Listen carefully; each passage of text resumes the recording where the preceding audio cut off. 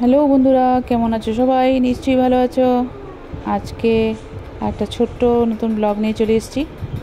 আজকে হচ্ছে শ্রাবণ মাসের প্রথম সোমবার। তো আমি যেহেতু কোয়ার্টারে আছি, তো ভাবলাম পুজোটা দিয়ে দিই।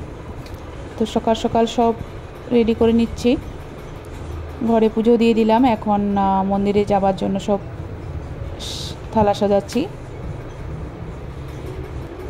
তো এখন আমার রেডি হয়ে গেছে সাজানো।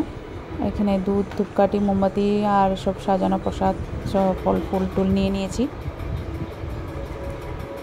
তো এসে পড়লাম পুজো দিতে। মন্দিরে পুজো চলছে, এখন আমিও বসে পড়লাম পুজো দিতে।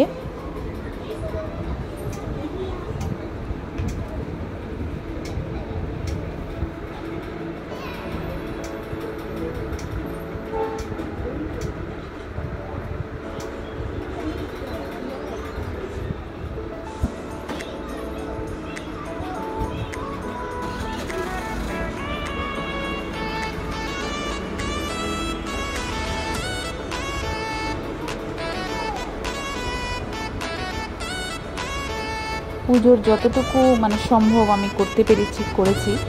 কেন যেখানে কোয়ার্টার থাকে এখানে সব ঠাকুরের জিনিস থাকে না, তাই আমার যতটুকু সম্ভব করতে করেছি।